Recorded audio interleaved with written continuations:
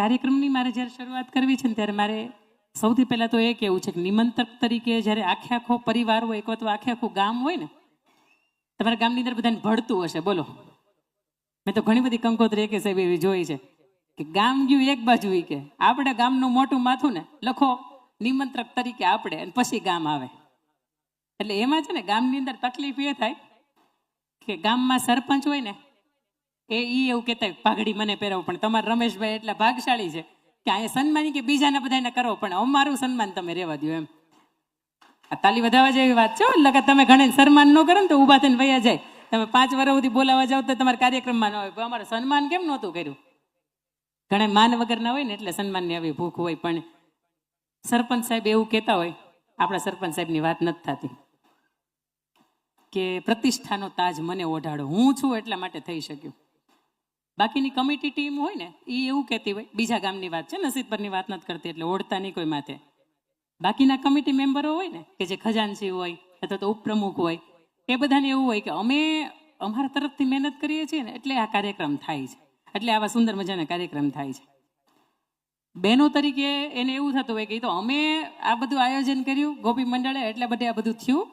બાકી તો હાંજે બધાની થાકી ન જાય. તમથી 7 કથા સાંભળો તો હાજે થાકી ગયા હોય, અમારે હોઈ જવું છે એમ, તમે એમાં સાથ સહકાર ન બતાવવું ન થાય.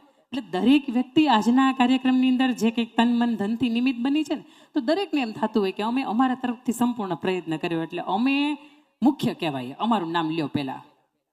અહીંયા તો મારા બહેનોએ કીધું નથી ગોપી મંડળનું કર્યું છે એટલે ગોપી મંડળનું વારંવાર નામ લેજો એમ. પણ મારા માટે ગમતી વાત એ છે કે સૌરાષ્ટ્રમાં આવા કાર્યક્રમો, મેં કહ્યું એમ કે તમને સાંજના કાર્યક્રમો હોય ને એમાં ઢૂં ઢૂં ઢૂં ઢૂં ઢૂં ઢૂં કરવાના, જે રાસ ગીતના કાર્યક્રમો, એ તો સુંદર વાત છે કે આપણે એ બાને કરી શકીએ.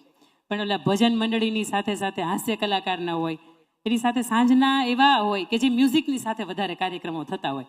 આવી રીતે સતત સાંભળવાના બહુ ઓછા થતા હોય, કારણ કે માણસની લિમિટ હોય, એક માણસની 3 મિનિટ સુધી સાંભળી શકે. આ 20-25 મિનિટ તો આપણી એમને ગઈ છે.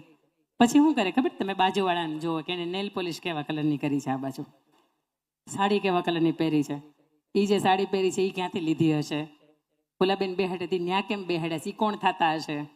ઘણા બધા આપણને અસંખ્ય વિચારો આવે. 5-10-15 મિનિટ વહેલા આવ્યા તો જો આ બધા બેઠા, એમ આપણો એનો વારો આવે.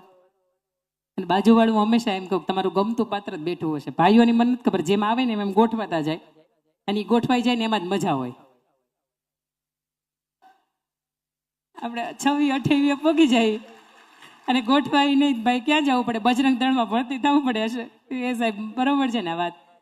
પણ અહીંયા અમારું ગમતું પાત્ર બરાબરનું બાજુમાં બેઠું હોય અને પછી એમ સાંભળીએ ને એમાં એ સાંભળવામાં અમને મજા આવે. એક વખત તમારી બાજુવાળું